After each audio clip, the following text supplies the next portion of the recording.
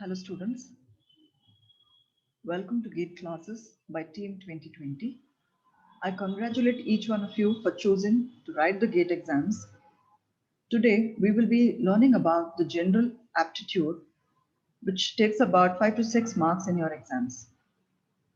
The following topics will be covered in today's 40-minute session. This includes verbal ability, word groups, critical reasoning, verbal deduction. We have a few solved question papers and a few exam instructions, which is very important for you. My name is Professor HEMA, and I'm an assistant professor with RV College.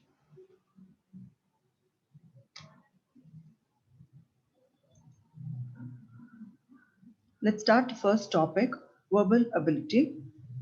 So verbal aptitude test is one of the ingredients to measure your English language skills. This is also used as a psychometric test to measure the suitability of a candidate in any forum. It could be at your workplace or your further studies. We have basic verbal aptitude tests, which includes synonyms, antonyms, word analogies, completing the sentences, and many more things related to the parts of the speech which we have already learned in the basic English grammar.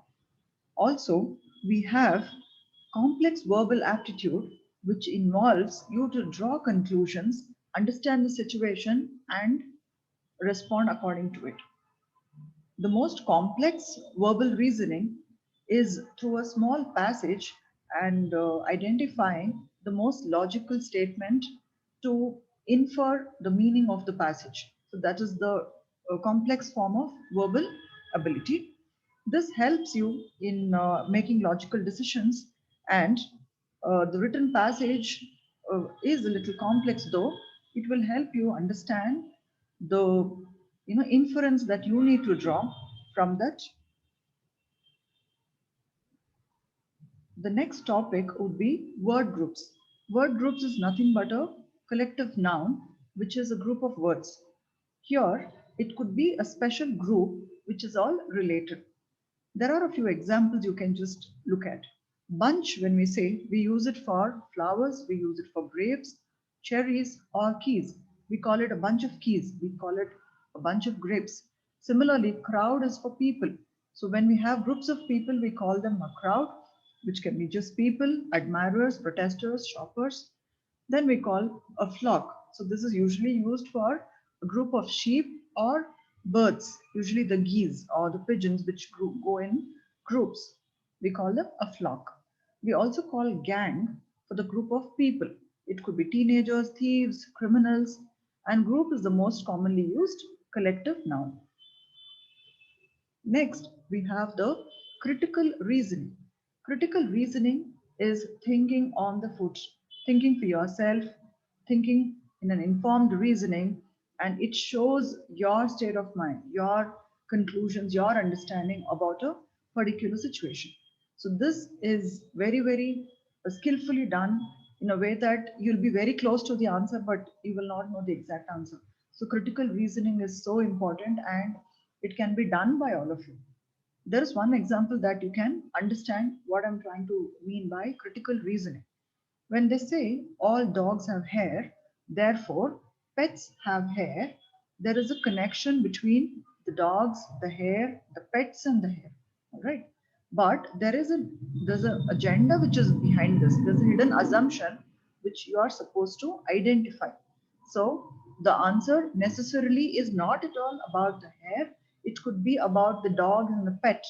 So here they expect you to think in the way that the hidden assumption is that all the pets here are dogs. We are talking about dogs, which are the pets here. Okay, so this is what we call critical reasoning. Next, we have verbal deduction. We also call it reasoning or logical deduction. This is again done with two statements. So you need to measure the statements and delete the things which are not even close to the statement and relate your answers. You also have another method which is called the Venn diagram concept. This is applicable when you have more than two statements to compare. Usually we will use the first method, which is a general problem solving method, which we call it syllogism.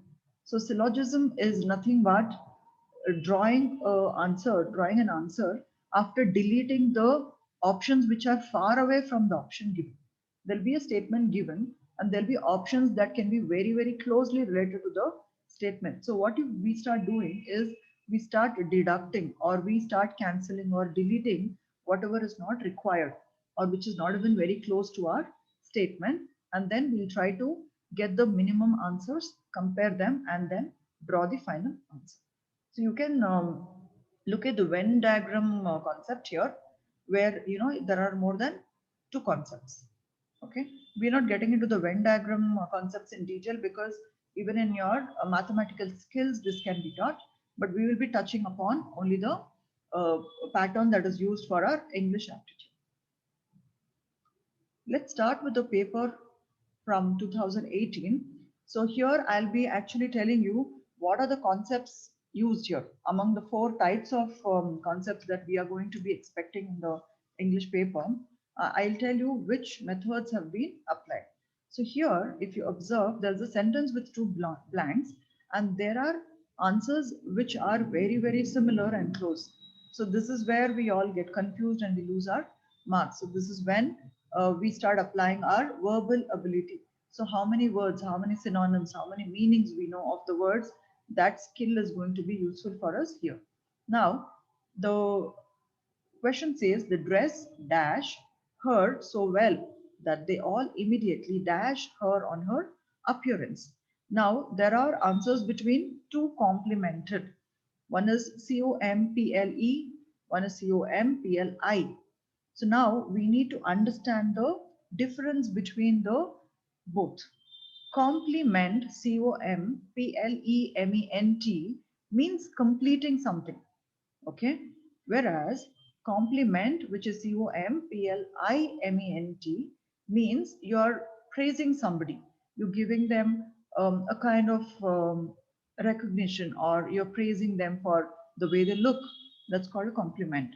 So here, the dress complimented her so well, which means completed her so well that they all immediately complimented, praised her, gave her a praise her on her appearance. So the combination of this complimented and this one is the correct answer.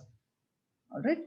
The next one is the judges standing in the legal community, comma, though shaken by false allegations of wrongdoing, comma, remained dash. Now, there are words which are suitable to fill the blank. We need to understand that. Please understand the statement, which is very important. The judges standing in the legal community means the status of that person or his position in that particular community, it is shaken by false allegation of wrongdoing. Okay, he hasn't done something, but he has been blamed for it. So his image or his standing, though it is shaken by false allegation, the judge's standing remained dash. So, what is the right word? Damage cannot be the right word. Illegal cannot be the right word. Uncertain definitely will not fit in. Now, the judge's standing in the legal community is not affected. That is what we understand with our common sense. The judge's standing in the legal community, though shaken by false allegation of wrongdoing, remained unaffected. That is what we want to know. So, undiminished is the appropriate word. So, this vocabulary of undiminished, which means it didn't affect him much, should be the right answer. Okay. Coming to the next, missing letters. You need to find out the group of missing letters. So this we categorize under the groups, the collective word groups, what we say, it comes under that category. So my suggestion to you would be write down the letters A to Z, number them as it is, like 1 to 26, number them, and then start understanding the pattern with which the alphabet is placed. Now, A has been skipped, that is one, letter 1 is skipped. We have 2 and 3. Now, E D and E are again missing. So 4 and 5 is missing. It starts again with 6, 7, 8.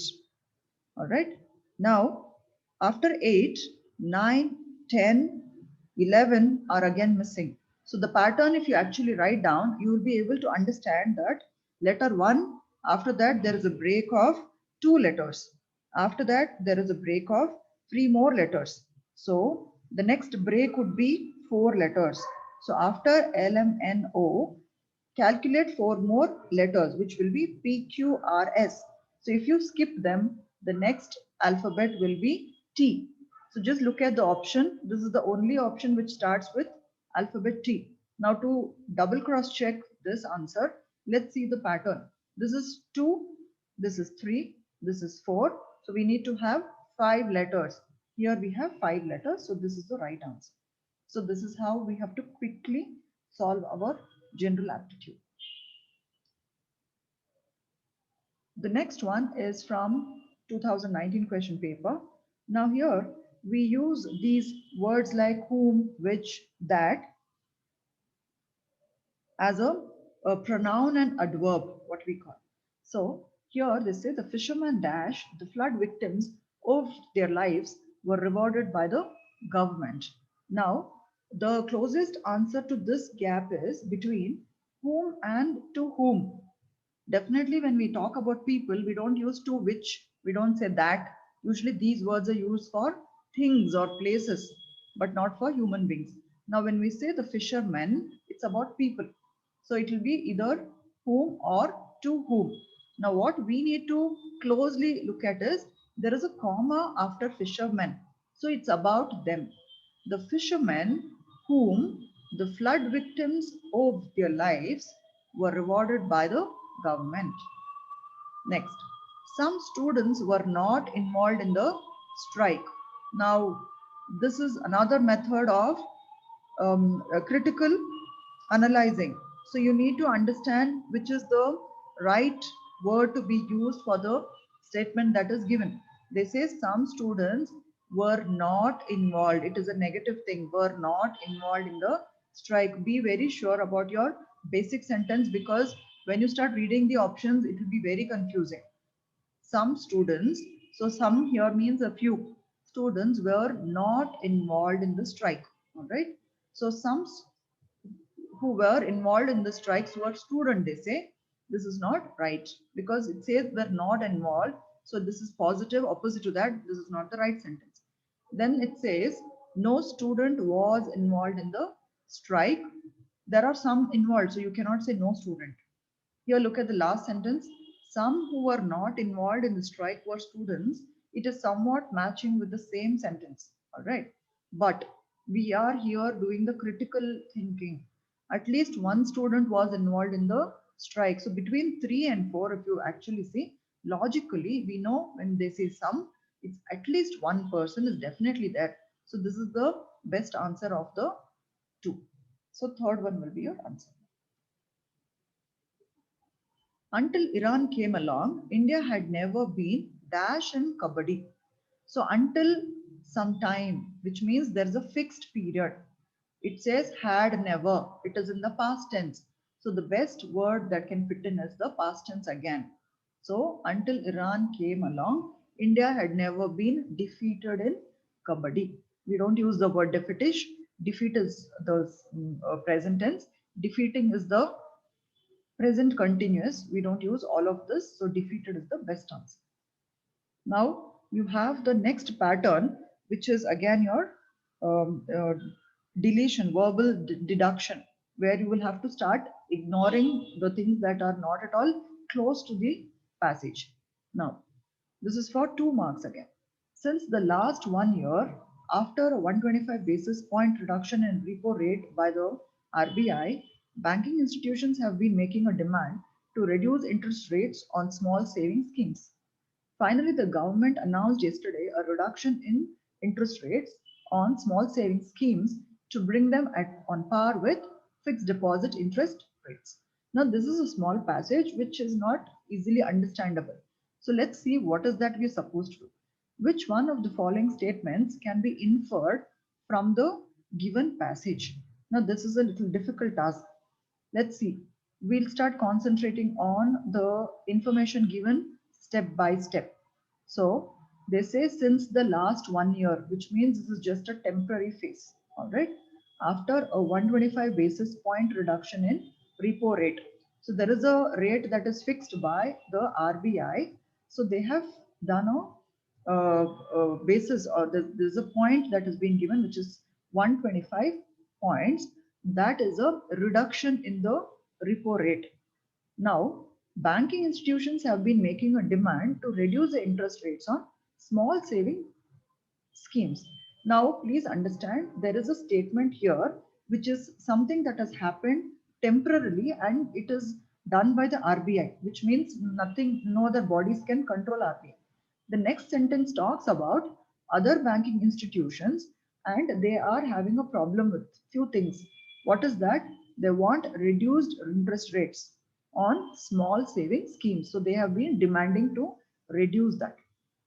Finally, the government announced yesterday a reduction in interest rates on small savings schemes to bring them on par with fixed deposit interest rates. Now, what happened after the demand of the people? Government takes some decision, and what is that? They are reducing the interest rates on the small savings schemes.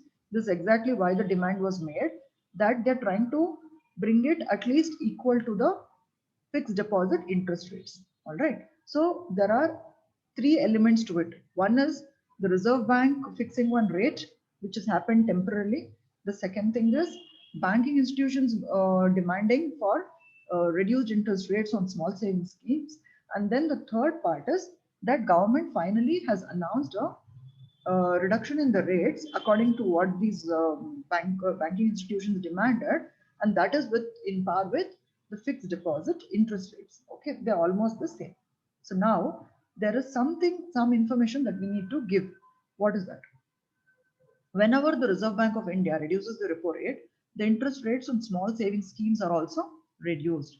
There's nothing to do with repo rate and the interest on savings schemes. Okay, there's nothing in the passage that they have connected. So this is ruled out. So this is called verbal deduction. We just cancel this. This doesn't help us. Interest rates on small savings schemes are always maintained on par with fixed deposit interest rates. It's not always. They have just done it a day before, announced yesterday. So it's not a usual thing. So it is not a fixed thing.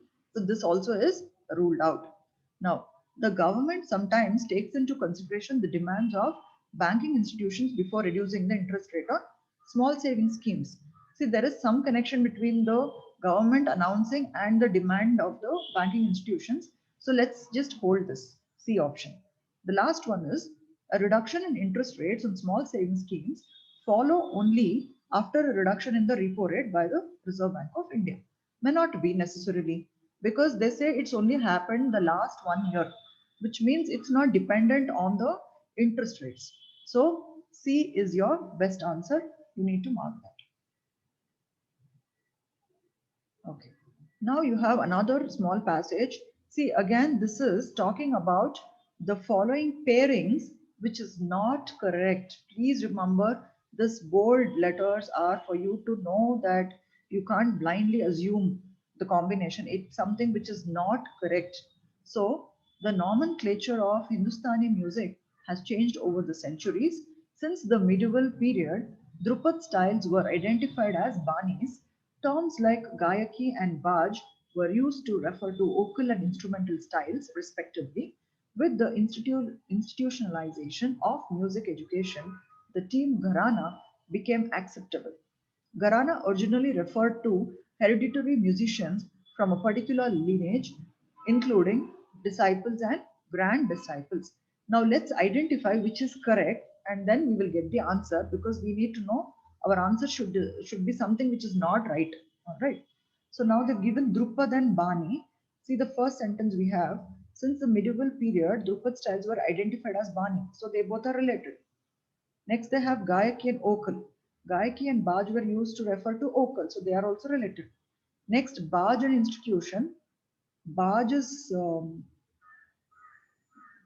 here. Okay, Gayaki and Baj were referred to Okal and instrumental styles, With the institutionalization of music, there's nothing much here. Okay, let's hold on. Gharana and lineage. So Gharana originally referred to hereditary musicians from a particular lineage. Again, this is related. So the one which is out of the group is Baj and institution. So picking up the odd man out. All right. So this is the answer. Next one, again you have a small um, passage, and then they say based on the paragraph above, the prestige of a headhunter depended upon. So we need to find out what exactly this is. I read somewhere that in ancient times, the prestige of a kingdom depended upon the number of taxes that it was able to levy on its people. It was very much like the prestige of a headhunter in his own community. So this is about the prestige of a kingdom in ancient times, how collecting tax from many people became important. So now, based on this, we need to pick up the best option. The prestige of the kingdom. So what are we supposed to write? The prestige of a headhunter depended upon what? The prestige of the kingdom? No. The prestige of the heads. They say prestige of a headhunter, so let's hold this. We don't know. The number of taxes he could levy, maybe. The number of heads he could gather. So between B, C, and D, one of them thing is answer. So let's read it again. I read somewhere in the ancient times the prestige of the kingdom depended upon the number of taxes that it was able to levy on its people. So there is a weightage which is almost equal between the number of taxes and the people. It was very much like the prestige of a headhunter. So now we will take up either the prestige of the heads or number of taxes or number of heads he could gather. Now, let's hold on to taxes and people. The number of people, if we have more number of people, we can collect more tax. So, collecting tax doesn't become important. So, we will leave this. C cannot be the answer. Now, between B and D, the prestige of the heads or the number of heads we could compare. So definitely it's not the prestige. It's not about people's prestige. It's about the number of people here. So we will also leave B. Finally, it is the number of heads he could gather.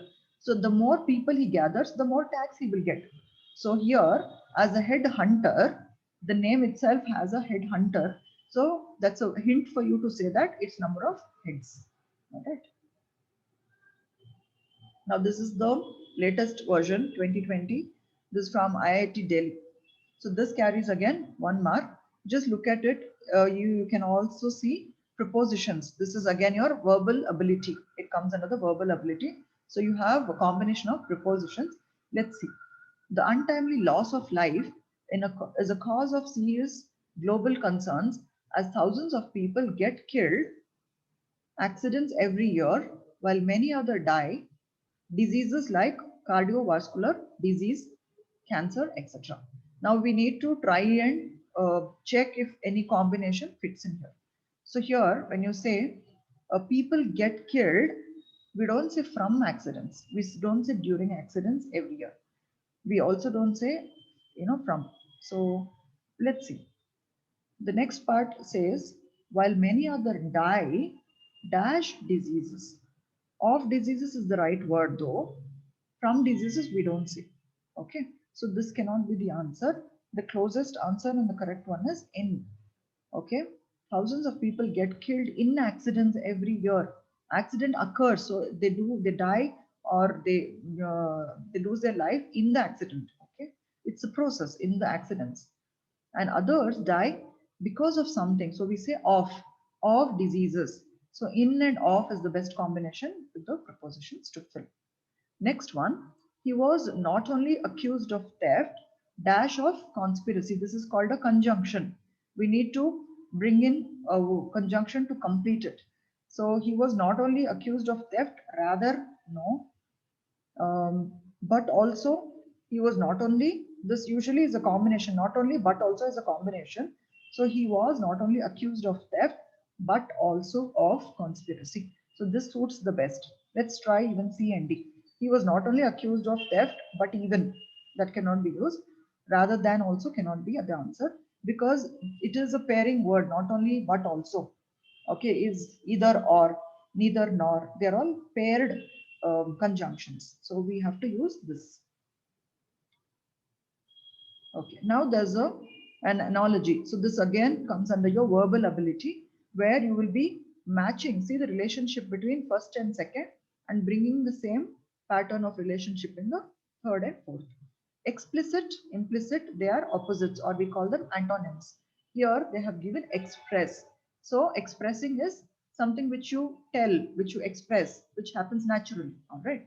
Now let's see which is the best opposite or the antonym for express. Impress, definitely not. Impress is something you do to please somebody. Express, impress cannot be the opposites.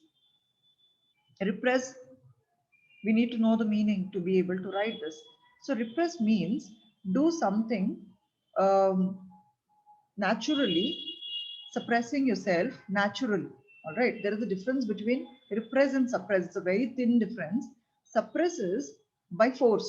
Someone does not allow you to express, becomes suppress.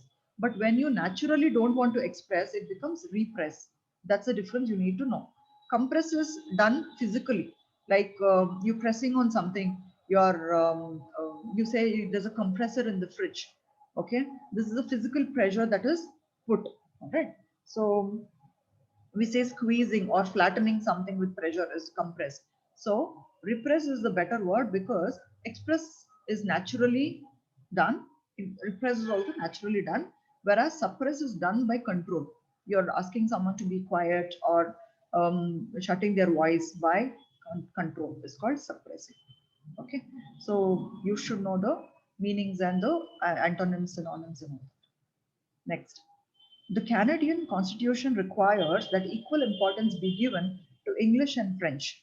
Last year, Air Canada lost a lawsuit and had to pay a six-figure fine to a French-speaking couple after they filed complaints about formal in-flight announcements in English lasting 15 seconds as opposed to informal 5-second messages in French.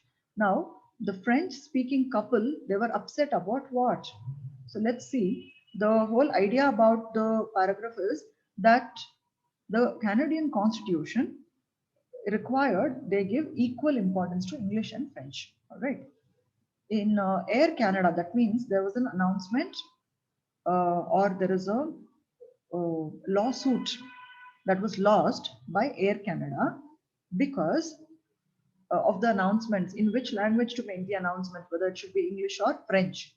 So they say last year, Air Canada lost a lawsuit and had to pay a six-figure fine to a French-speaking couple after they filed complaints about formal in-flight announcements in English lasting 15 seconds.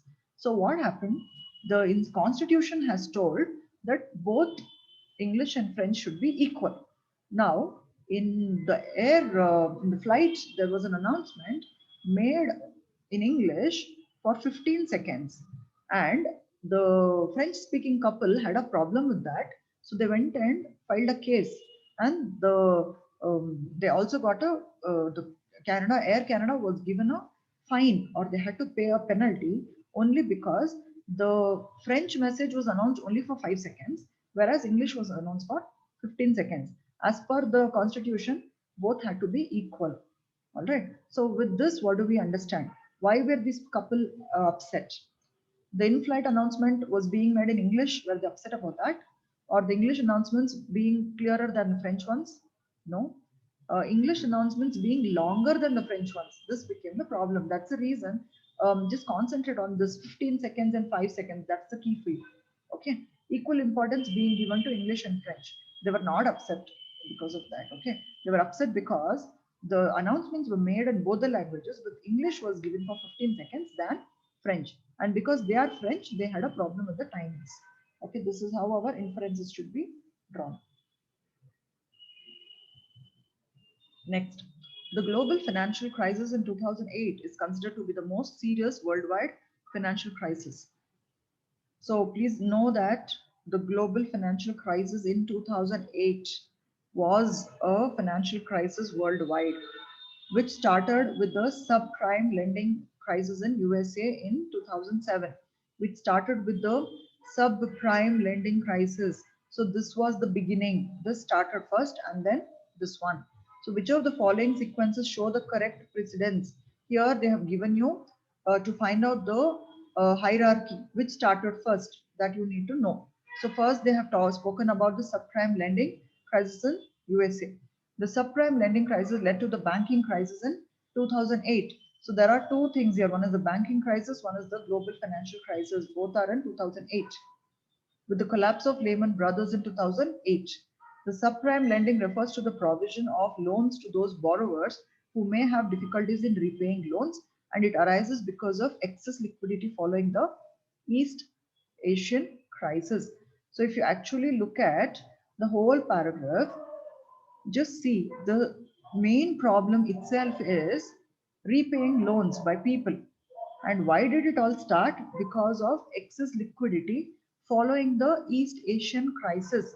So the crisis at a larger level started from here. So this is the key for you. The last part itself is the main reason why the whole crisis affected. So your first choice should be the East Asian crisis. Then you have the subprime lending, which happened in 2007. The banking crisis happened after that. And then the whole thing was affected by the global financial crisis. So this will be your order. Okay.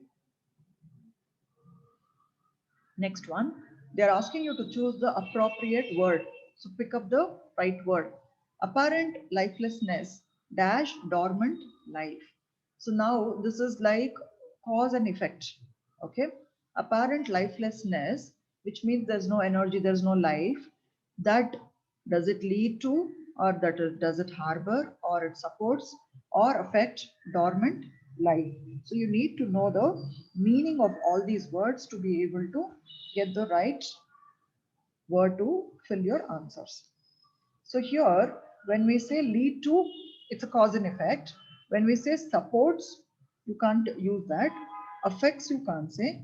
Harbors means it is inside that. Lifelessness, inside lifelessness rests dormant life. Dormant is something which is not active, like a dead life. So lifelessness has it, it includes. So harbors is the best answer. Harbors dormant life. Because of this, this doesn't happen. Okay. Not because of this, that this is supporting this.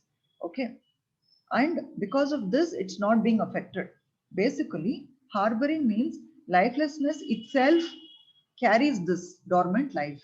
Okay. It comes naturally with it. That is what it means. So this is the right word. Next one is an idiom. So you all know idiom is so important because you can imagine what it means. Now, dog out of herd, sheep from the heap, bird from the flock, fish out of water. Now, everything means very similar, but the one which is most affected, you should observe that. That boy from the town was a dash in the sleepy village. So these are opposites. The boy from the town necessarily will be smart and active, and sleepy village is almost dead. So he will feel very, very uncomfortable. So a sheep is out of the heap, it will join back. It's not going to make a lot of difference. Bird from the flock, it will also go back and join. Dog out of herd is okay. But fish out of water, it will die. It cannot be comfortable. So the boy feels uncomfortable because the village is sleepy. So fish out of water is the right answer. The idiom is this. Next one, choose the statement where underlined word is used correctly. Now you need to know the right meanings of the words. Now here if you observe, elusive and allusive, two words have been used. Now the meaning of elusive and allusive, if we don't understand, that's going to be difficult to answer. Now elusive means difficult to catch, difficult to find or to achieve. Allusive means something which contains, okay, something which includes.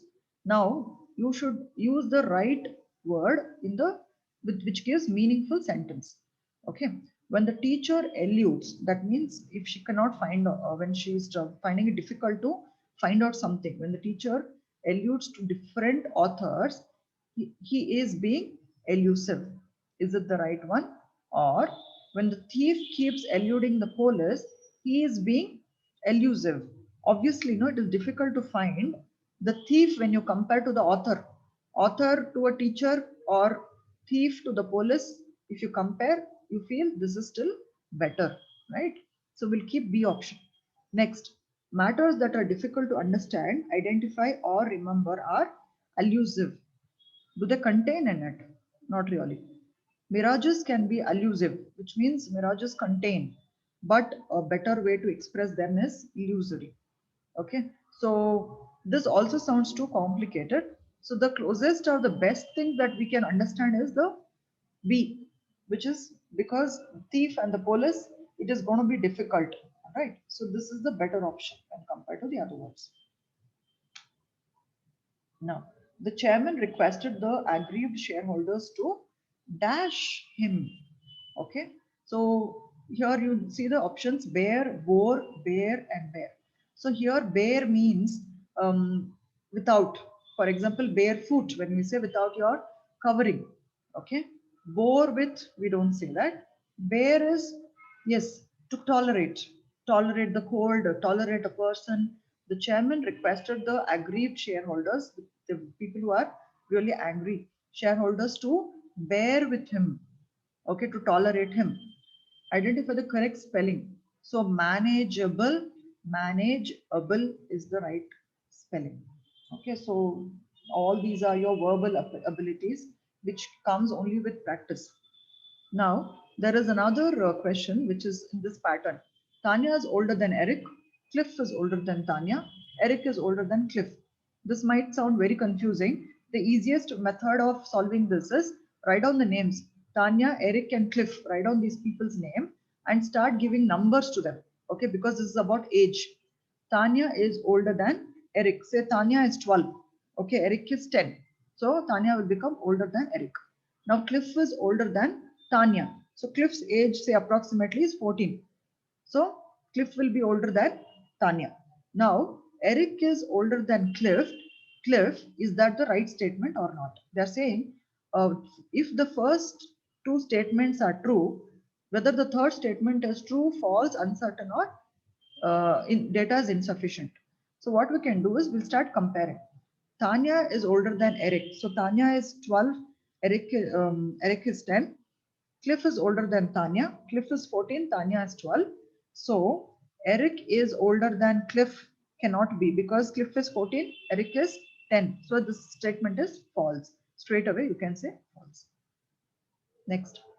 Select the appropriate option in place of underlined part of sentence.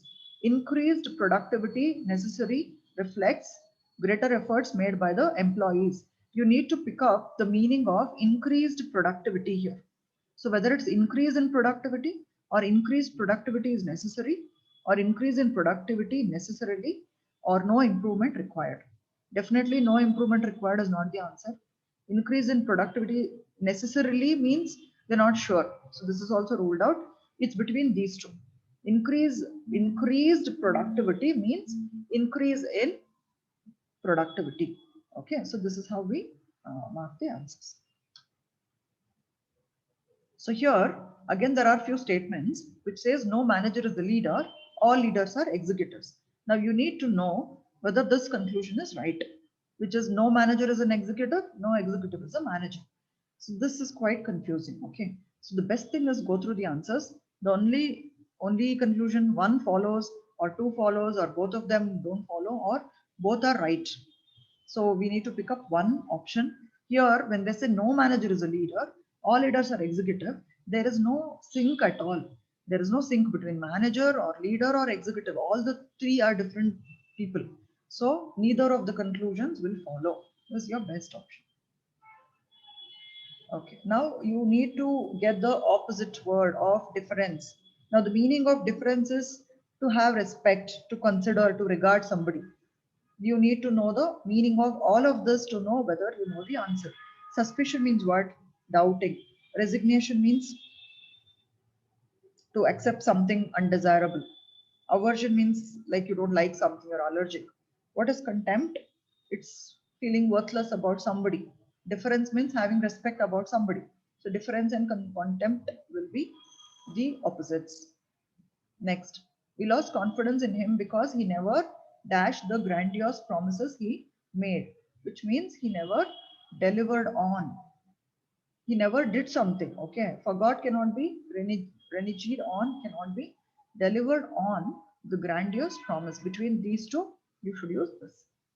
Choose the word or phrase that best complements the sentence. Dash in the frozen wastes of Arctic takes special equipments. They're asking you to find out the correct form, whether to survive, surviving, survival, etc. So what will you do? See the sentence in which tense it is. Dash in the frozen wastes of Arctic takes special equipment. Takes is in present. So all these cannot be used, but use the present tense, which is to survive. Surviving is in continuous. Survival is the noun form. That survival, we don't know which survival. So to survive in the frozen wastes of Arctic takes special equipment. Okay. Dash of the evidence was on the side of the plaintiff, since all but one witness testified that his story was correct.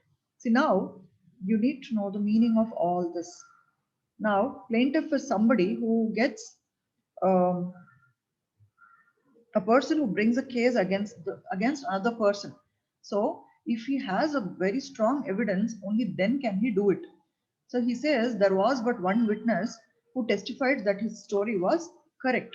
So keeping that in mind, we will see. Now what is paucity?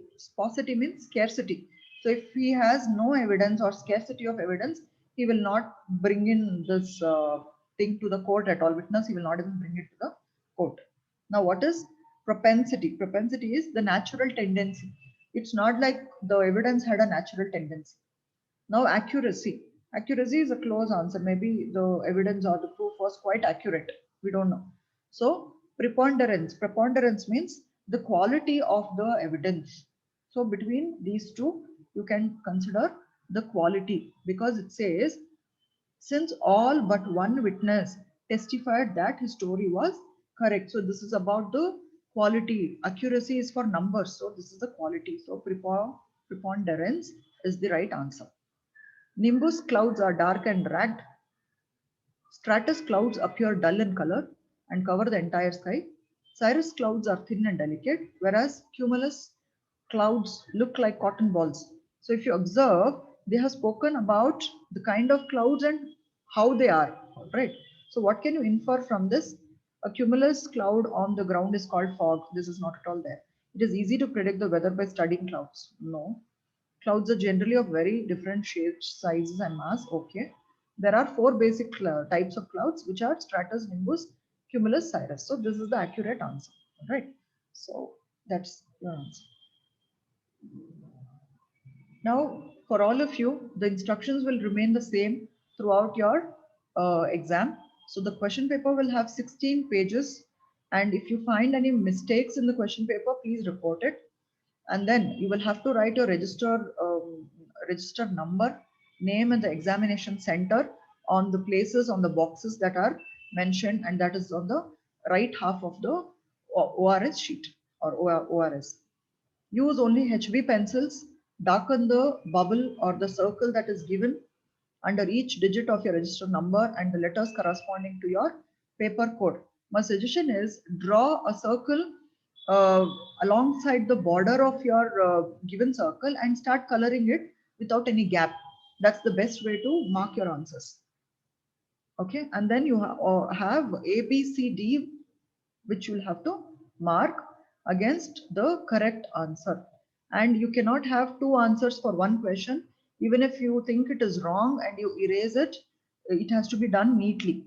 Because if you find that one question has two answers, one is half erased and the other one is available, it is going to be marked negative, or it is not even given any marks. So that your total questions will be 60. They will carry 100 marks. First 20 questions will have 1 mark. Next, you will have 2 mark questions. Now, they say 51 to 56 questions are given in pairs. Like 57, 58 will be related, 59, 60 will be related. Usually, the first question is very much related to the second one. So, 58 and 60 will be given full marks, whereas 57 and 59, if it is right, you will get the marks. Otherwise, you will lose your marks. Then they say unattempted questions will be carrying a 0. And for all the wrong answers, they are going to give you a negative marking. And how much of it they have given you here. So for 1 mark questions, you will be deducted 1/3 of your marks for the wrong answer. For 2 marks question, 2/3 of your marks will be deducted. And as I mentioned to you, 58 and 60, there is no negative marking for this. But for 57 and 59, because they're depending on the other questions, the negative marking will be there, which is two-third of your marks will be deducted if it is wrong. Calculators, charts, graphs, tables, nothing will be allowed in your examination hall. And the rough work can be done on the blank pages that are given in the question paper that can be used. So don't write anything on your ORS sheet. It's very, very important. Please remember that. I wish you all success in your exams. Do well and all the very best. Thank you.